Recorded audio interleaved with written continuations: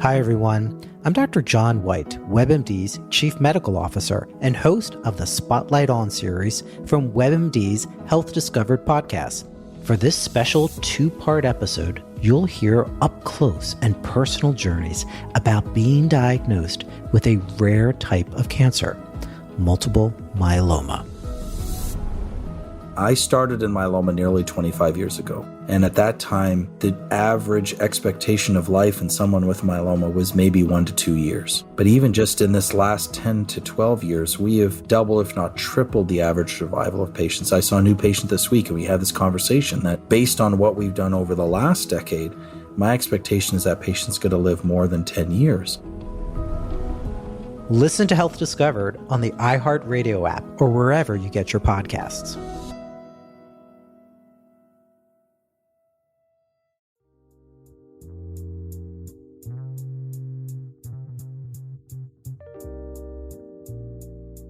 Hello, and welcome to the Proactive Caregiving Podcast. As a CPA with over 20 years as an industry accountant, Jessica stepped away from the corporate world to become a full-time caregiver for her mother. Having learned invaluable lessons along the way, she is now here to share those with you and to invite you to join her on this caregiver's journey. Here is your host, Jessica Cannon. Hello, everybody. I am so glad you're here with me today.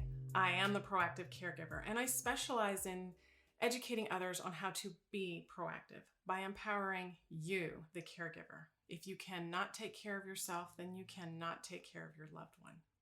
And along those thoughts, I wanted to share with you today that from what I've noticed, there are so many caregivers that are created to fulfill many different needs. And sometimes it's caring for more than one person. Caregivers do not acknowledge often that they are a caregiver because of their relationship with their loved one. But during the struggles of our journey, we tend to create a mindset of lack and resentment, which focuses our journey on what's impossible instead of what's possible. I wanted to have my dear friend, Meriam Boldewijn, back on. She was on a previous episode released April 2nd called Caregiver Hope. And just so you remember from back then, Meriam was born and raised in South America. She later moved to the Netherlands, where she's lived for the last 31 years. As a wife, a writer, an entrepreneur, and now a caregiver life coach, she proves we can change our thoughts of impossible to possible by having faith in the universe.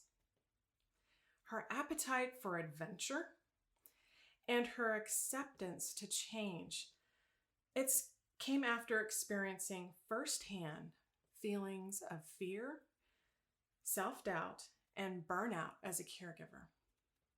Fear of the unknown took Meriam and her husband on a journey through dialysis, transplant, and self-discovery together. After 20 years of caregiving for her husband battling diabetes and a brother after a stroke, she was inspired to share her story, which she published, and I'm so excited and proud of her. She published in June 2021, Caregiver 2.0, From Burnout to Powerhouse. This is available in select stores and online and Amazon. She shares her lessons and compassion for valuable lessons learned through caring for her family. She also shares this through her Caregiver 2.0 6-week online course. And if you're finding yourself in burnout, I highly recommend you check her out. So today, Meriam, thank you so much for coming on with me. It's great to have you back. Thank you, Jessica. You have no idea how grateful I am that you've invited me again. Absolutely. On your show. And in the last 6 months, so much happened. We had our conversation 6 months ago, and so much happened. I can't wait to tell the audience more about what what I've experienced in the last 6 months. So since the book, when we first talked, you were in the process of completing the book and anticipating that release. And now that it's been out, your story is out there. Do you feel like a huge weight has been lifted from your shoulders after sharing this story? Oh, yes, absolutely. You know, I'm so grateful that my story is out in the world now.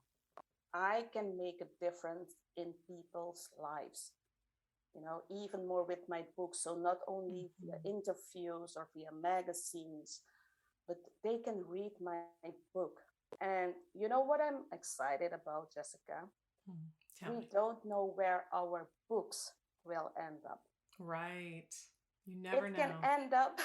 It can end up in a village in Peru, in the mountains of Argentina, where a doctor works, you know, and that doctor needs to learn how to own his or her well-being. Exactly. So you don't know where your book will end up. So I'm really grateful that it's in the world. My story is in the world now. People from all over the world can access my book. Absolutely. Because this is how we learn. We learn from each other. Yeah. And so absolutely. I love that you started the book, and even in your introductory, the way you mentioned, I belong to the universe. Like a very bold, strong declaration, right off the bat. And this is one of the concepts that helps me even, and helped me early on in my caregiving journey, because the more I acknowledged that, the more it seemed like the weight of the caregiving, it was there, but it wasn't as deep. And it just made me want to acknowledge it and connect with it more and more. So do you feel like caregivers would find more peace in their life if they understood how to connect to our universe? I'm speaking from my perspective, but I do think that they will find more peace if they understand how to connect with the universe. And I wrote this sentence. I did it on purpose because I hope that the reader, whether it's a caregiver or a non-caregiver, will think about this sentence. Who do you belong to? Because it's not only about praying or meditating. After you have connected with the universe and asked for something, you have to believe that you will receive what you've asked for. But it requires for you to take action as well. So when I was in the dark, Jessica, I needed to learn how to connect with the universe. I was kind of lost and I didn't know where to start until Martin's acupuncturist suggested us to do Qigong and Reiki. And I was hesitant because I said, no, I don't have time for that. And what's that? What's Qigong? It was unknown for me. I didn't want to get out of my comfort zone. Right. But later, when we started, because Martin wanted to give it a try, and I discovered that connecting with the universe, that it was such a benefit for both of us. And I thank God for that. So every morning when I wake up, I pray and I meditate. And I ask for strength to guide caregivers. That's one of the things I ask every morning. And I believe that I can guide them. That's why I wrote in my book, I ask, I believe, and I receive. Absolutely. And there's so much power behind that. It's very hope-filling when you can focus on that. I know when I talk to certain individuals and I mention, if I have my worries, my stresses, I let it go and I give it to God. And there's that deer in the headlights kind of stare where they just don't really understand that. They don't No, because that the feelings that they're going through, that they're experiencing, they're so profound, so deep that it's hard to even think, is it really that simple to just let it go? But it's a process. It's not It just a, is. done. I wished it away. It It's a process. it it doesn't happen overnight. No. It doesn't happen overnight. It's a process. I had to learn that when you think of something, do you believe it can actually happen? Mm-hmm. When you ask for something, do you believe that it can happen? And it's a process. I'm not gonna lie, it took me quite some time Me too. to learn this.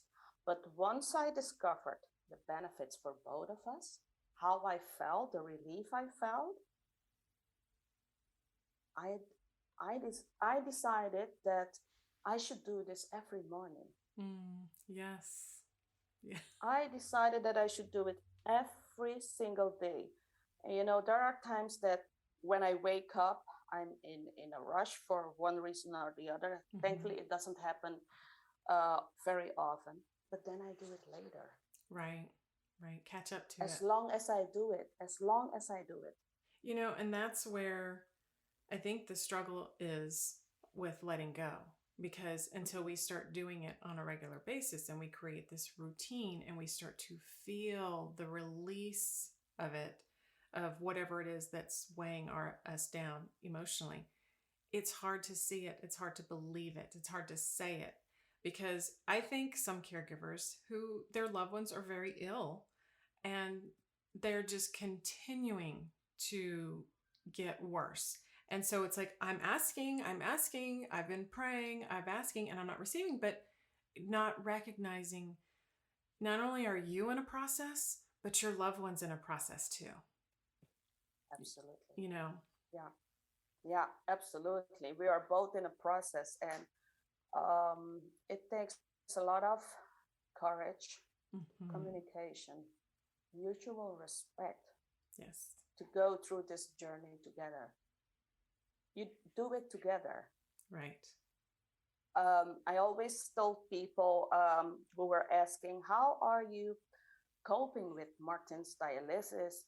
And I always said, we do this together. We are in this process together. Absolutely. It's not only Martin's dialysis, it's our dialysis. Mm-hmm. And that's a change of mindset. That is a very good, healthy, positive change of mindset. It's not just him experiencing this and you're there to pick up the pieces afterwards. You're there as a unit. And that's where that personal power comes in.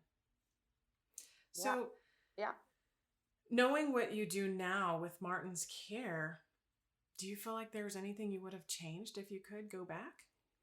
There are certain things that I simply don't want to change. For instance, in my book, I write about how I had to clean Martin's ulcer.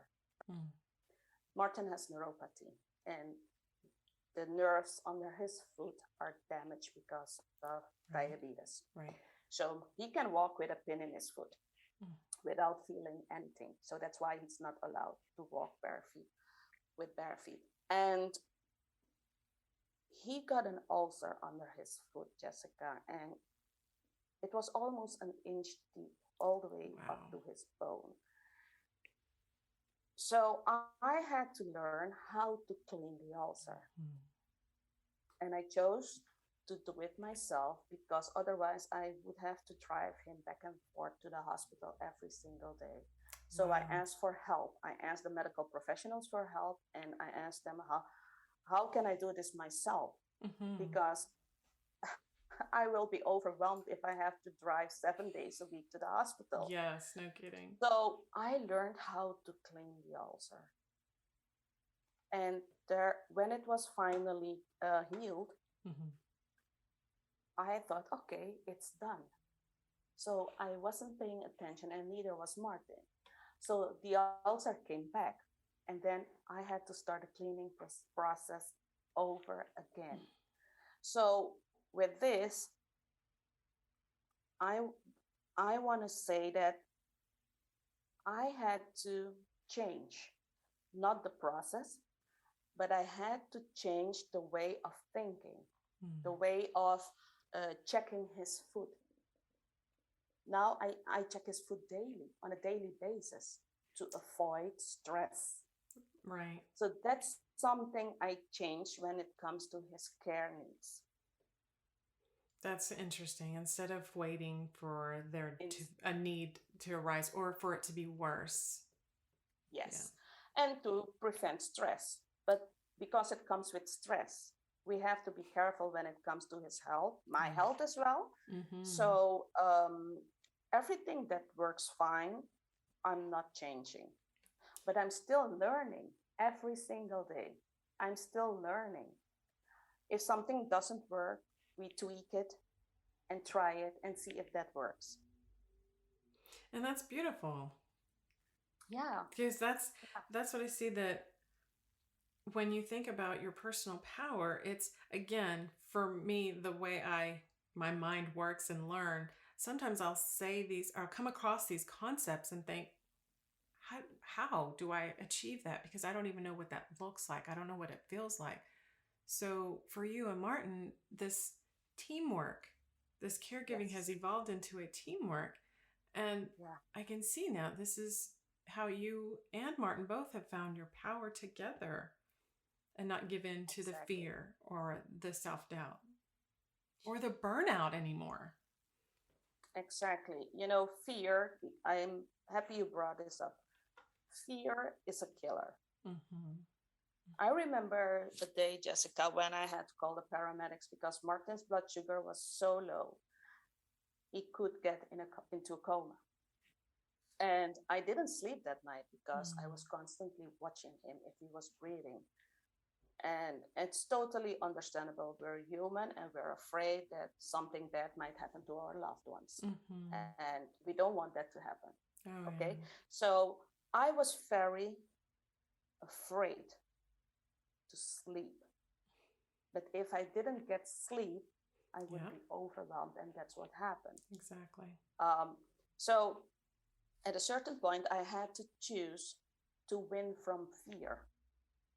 And that also goes for Martin. So we chose to win from fear and live our lives and not wait for the moment that it will go wrong, because we don't know when that will happen. So we chose not to let fear rob us from our lives, so we communicate better. I'm not in his head, he's not in mine. So we were forced to communicate better. Yes. We set boundaries. If he asked me to do something for him and I've scheduled that time for myself, unless it's life-threatening, Jessica, I say no. But I expect the same from him, that when I ask him to do something and he has scheduled his self-care moment, he should be able to say no to me, but offer help at another time. So we are taking care of each other. We are both doing self-care. And when I see that he's postponing his self-care moment, I remind him of the importance of self-care. Yes. And he does the same. That's good. So we look after ourselves, and it's so good to know that there's someone who's got your back. Oh, absolutely. It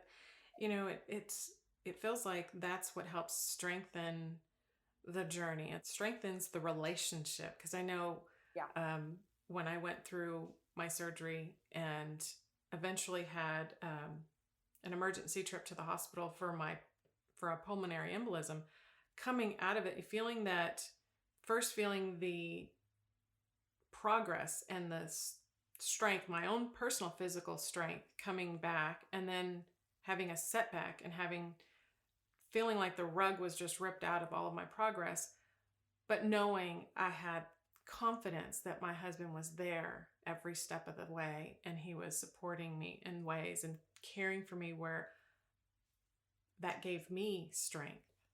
Yeah. It's such a wonderful feeling knowing that someone's got your back. Someone is reminding you.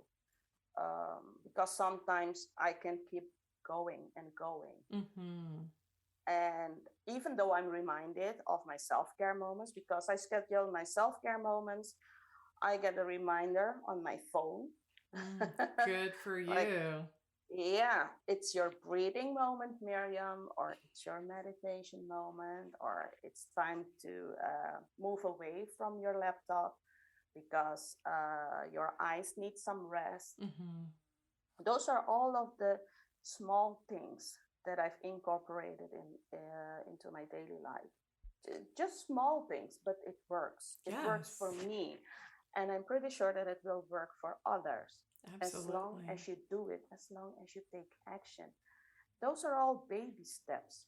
Yes, baby steps that become bigger steps that build a momentum towards that lifestyle change. Yeah. So one of the things you mentioned earlier was asking for help. And you also mentioned this in your book about asking for help as a child wasn't a problem. But what I think is interesting is, caregivers, even if we were able to, as a child, say, I need help with this, whether it was getting dressed or bathing or something that was like logical common sense to us, but then we become adults and somehow that ability to ask for help just kind of goes away. So what do you think happens from the time of our childhood innocence to becoming the caregiver who is suddenly afraid to ask for help? What do you think where that comes from? I think it comes from society. Society that says you should do this or that to be this or that. Yes. For instance, you should be, in my case, I believe that I should be a size 6 to be able to wear a white dress. And, this is one of the reasons why I started my web shop for full-figured women years ago.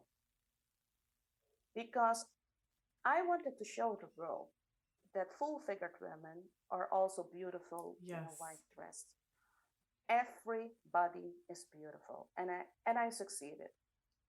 So society tells us what to do and what not to do.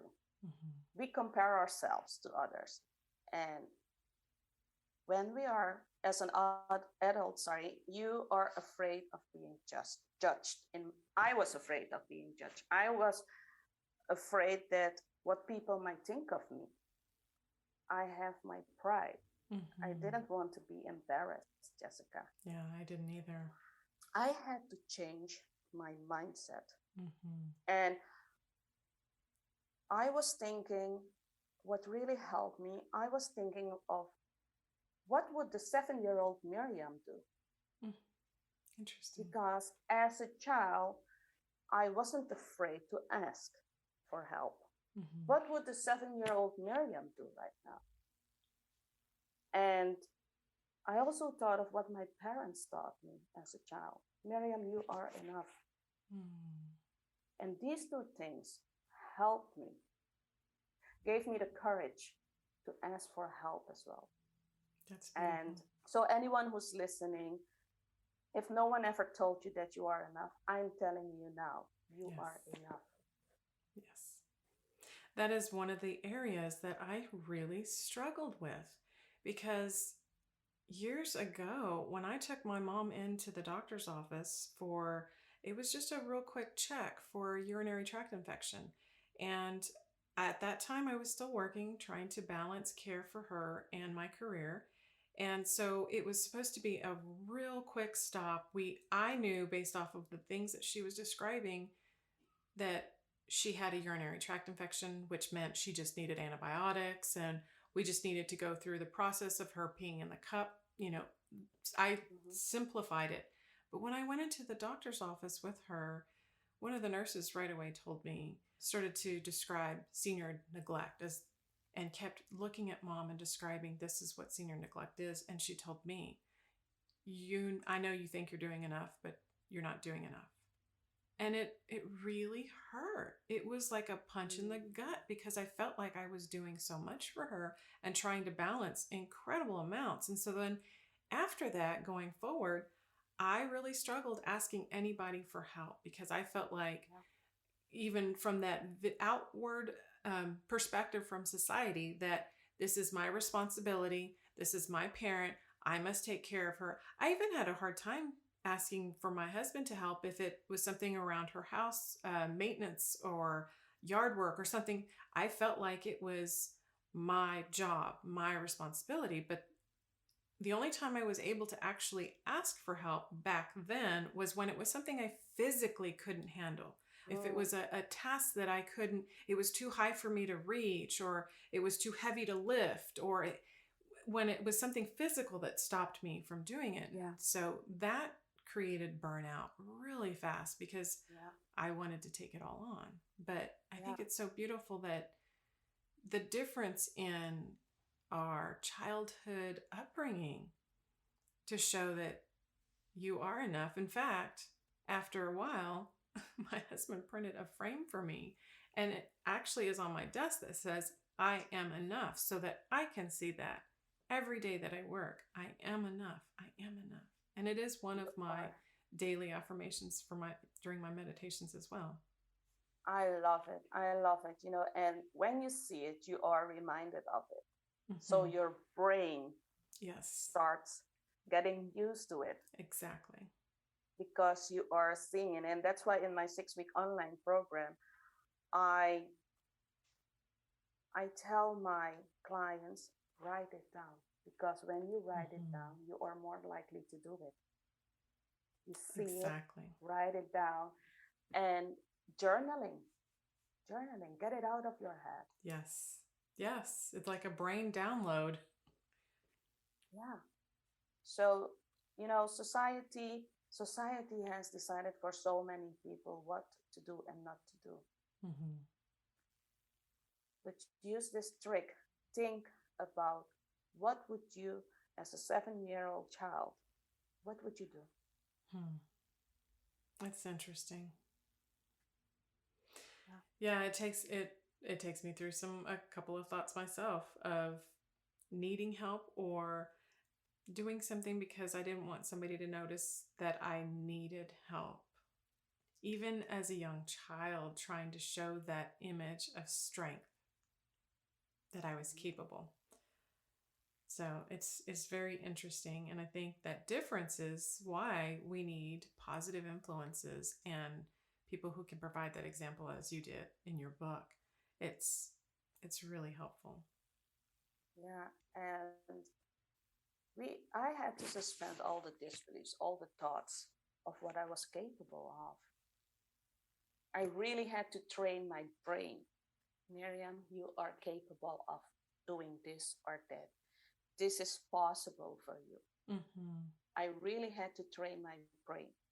And it took me a while to train my brain. Because I could come up with 10 impossibilities before I could come up with one possibility. So I'm honest when it comes to changing my mindset, that it did not happen overnight. Oh yeah, it doesn't. Don't think that you can go to sleep and the next morning you wake up, oh, I'm going to do this or that. No, exactly. It won't work. It No, won't happen. It takes a lot of courage, which is why I think, yet again, and I love the way you pointed this out in your book, that changing your mind because I think it's just human nature when the weight of the world weighs down on us. It's human nature to point out what we can't do or what's impossible rather than to be positive and forge ahead on what is possible. So I think when caregivers focus on that impossibility in their journey, they don't realize that focusing on that impossibility and allowing those thoughts to fester more, that they're creating their own feelings of loneliness and isolation. But I like the way you and Martin found the courage to step outside of your comfort zone. And one thing, for example, continue to share that passion for adventure and try to travel outside of his medical treatments. Can you share with us what it's like to do that and how it was possible for you? Well, I love that you bring this up. You know, Martin started with peritoneal dialysis. And when he started, I thought, okay, holidays are over. It's Mm-hmm. done. We can't travel anymore.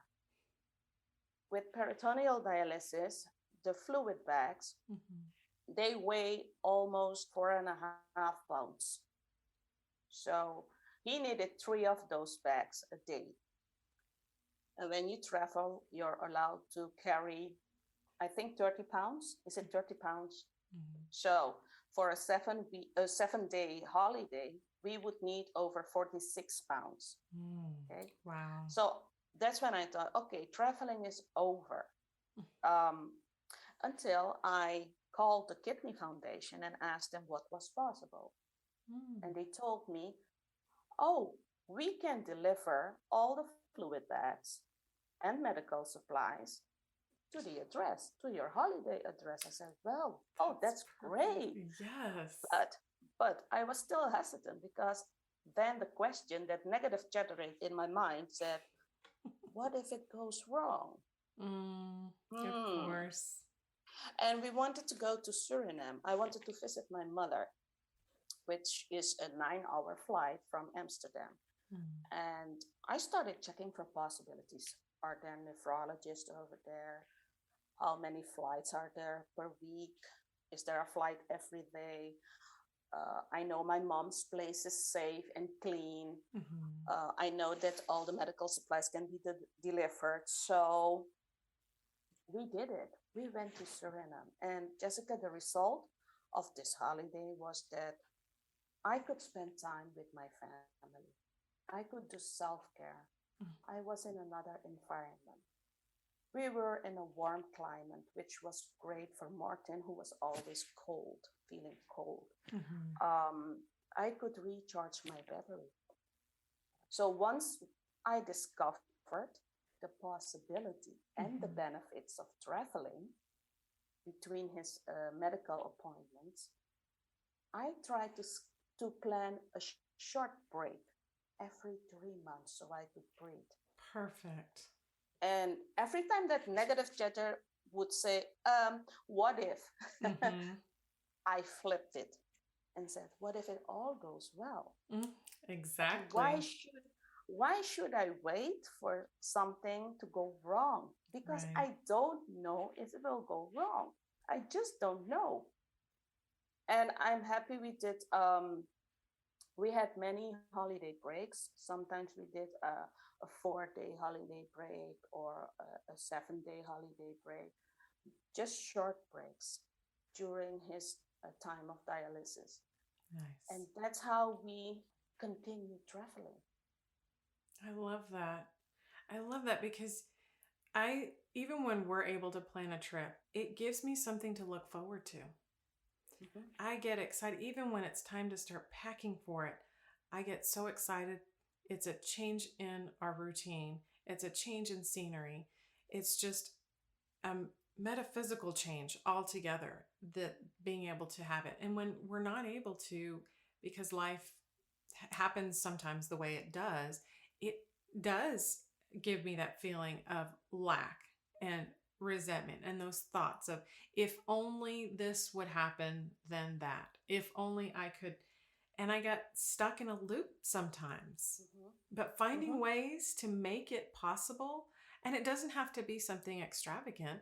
That is awesome that they were able to do that for you and have shipped those supplies there to make it possible. Yeah.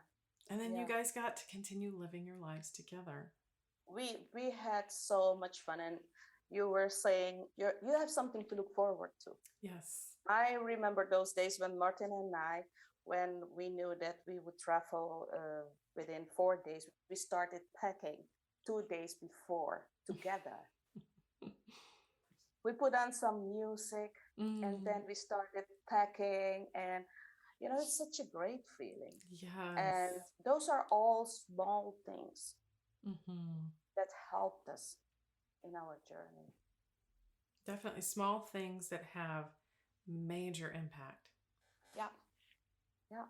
Yes, because now you return from a vacation from holiday and you are refreshed. Yeah, rejuvenated, refreshed. Because I still worked. Mm-hmm. I still worked. And besides working full time, I was a caregiver. So I was really looking forward to those holidays to recharge my battery. Exactly. And I'm happy we were able to do it. And now so you've gone through this whole journey, and it's not over by any means. This journey continues and you continue to learn. But at this point in time, you've gone through this journey of self-discovery with you and your husband together. And now you're able to explore and help others. Do you feel like by doing this now and being able to work and help others that it energizes you even more? Yeah, absolutely. You have no idea how much energy I get from helping others. I'm pouring into people. I came from far and I burned out while taking care of Martin. It's more than 20 years ago, but it feels like yesterday when I talk about it. And I had to discover many things. And one of the things I had to discover, Jessica, was how to love myself. I had to learn how to change my mindset, how to do self-care. But there were 5 mindset shifts I had to make before I could do self-care. Before I could do self-care, I had to change my mind. I had to do 5 mindset shifts. And one of them was changing from impossible to possible. That was the most important one.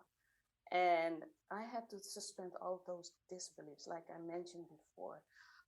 I had to allow myself to see what I am capable of. So I get a lot of energy. In my 6-week online program, I dive deeper into changing your mindset. And those 5 mindset shifts. And when I see that my clients get the results and that they see the benefits, I am celebrating their wins. I am celebrating their small and big wins. Small wins like, hey, Meriam, today I took a 10-minute break. I am celebrating that win. Yes. But I'm also celebrating the win. Hey, Meriam, I booked a 4-day trip. I celebrate wins. When we celebrate, we get energy. Absolutely. And we are more likely to repeat it. That is so true. I'm also getting energy now that I'm talking about it. And inspiring, motivating, and transforming caregivers, Jessica. That's something that I'm happy I found my purpose. I'm happy I found my purpose. Me too. Because of your purpose, we met. Yeah. And when I give, I receive. Absolutely. And I love that. I love that energy. I love those positive vibes because I grow when others grow. It is so true. The growth, I didn't imagine being able to have this, but the more I helped my mother, the more I had to learn how to help her, the more I had to find acceptance along the way for all sorts of reasons. And when I finally took the time to meditate and other times to reflect, looking back, I had finally realized how much I had grown from the time I stepped in as a part-time caregiver to her full-time caregiver. I had grown so much. Yeah. And you know what? You are not the Jessica you were yesterday. No. We change every day. Not even the Jessica I was when we last visited and on the last podcast. Yes, I have accepted that I am a new person inside and out, and giving having faith in the universe and taking the time to find ways to grow. Yeah. It's a beautiful, lovely, accepting change in life. Yeah. And like I said before, I love it when others grow, when I see people growing, because I know what it feels like to grow. Mm-hmm. I know what it feels like when you pull yourself out of a dark mess. Yes. I know how it feels like when you have the courage to ask for help, or when you grab fear and you grab courage, Mm-hmm. and you jump anyway. Because I jumped, I fell, I learned, and I jumped again. Exactly. That's what I did. It's never perfect the first time. No. And even the second or third. That's one thing I love about this now, is when I stopped seeking perfection, I started seeing far more lessons available and getting the deeper meanings behind them than looking for an easy way or a perfect way. Yeah. And loving your imperfection, that's something big. Loving your imperfection. It is huge, because what I see now, in hindsight, every caregiver has a talent. Every caregiver has their own skill set, and they have them for a reason. And the more we connect with each other, the more we share our strengths. And to me, it's not even an issue of weaknesses anymore. It's leaning on the universe, and the universe presents other caregivers that strengthen my weakness, or gives me an opportunity to share my strengths, which strengthens their weakness. Yeah, we learn from each other. Exactly. And that's why I keep sharing my story. Yes, and I'm so glad you did. We often hear the stories of the patients and not the ones taking care of the patients. Right. So that's why I keep sharing my story. And I'm blown away by the impact it has on many people, both caregivers and non-caregivers, medical professionals, even my family, that says, oh my gosh, Meriam, I didn't know that you went through such a difficult time. Right. And, I tell them, you don't have to apologize for not helping. It was Meriam that needed the transformation. Yes. And now I'm transformed. And now I have the privilege and pleasure to guide other caregivers, to guide fellow caregivers. And there's beauty in that. It's amazing to me, because I needed the transformation. I needed a change of perspective. I needed a change in lifestyle. Yeah. Meriam, thank you so much for joining me again this time around. And I am so proud of you for working on your book and getting it completed and out there. And I wanted people to hear your story and be inspired, and be so inspired that they would be interested in getting your book, Caregiver 2.0, From Burnout to Powerhouse. Because I truly see the powerhouse you have become, and now the others that are inspired to become their own powerhouse. So thank you for that. Thank you so much. Thank you so much. It was a pleasure to be on your show for the second time. I hope I can be here for the third time and share some more. Yes, because your journey is still evolving. It is not by any means over. So how do our listeners find you if they want to reach out to you to continue possibly the course online? So I'm pretty much everywhere. I'm on Instagram, I'm on Facebook, I'm on Clubhouse, Twitter, all Meriam Boldewijn. Via my website, you can read more about my program, my 6-week online program. I'm inviting all caregivers who want to know how to own their well-being to schedule a call with me. I love meeting people via Zoom. Let's see where you are in your journey and how I can help you. That's my website, social media. That's where you can find me. Follow me on social media because I share self-care tips on social media. Sometimes I go live. So there's where you can find me. And the last thing I want to say is please know that you are worthy of a wonderful life too. Know that you are worthy of a wonderful life too. Know that you are enough. Know that you are doing your best with the knowledge you have today. And that you are doing a great job. And that I appreciate you for what you are doing. Thank you so much. That's beautiful. There you have it, ladies and gentlemen. Meriam Boldewijn, great friend of mine. I really enjoyed this time with her. I hope this gave you more food for thought. And until next time, be proactive. Take care, everybody. Thank you for joining us today. We really hope you've enjoyed this episode. To learn more about proactive caregiving and to hear other episodes of this podcast, please visit www.jessicalazelcannon.com. This podcast is produced by Cannon Light Media, LLC, www.cannonlightmedia.com. Music provided by Chris Paradise.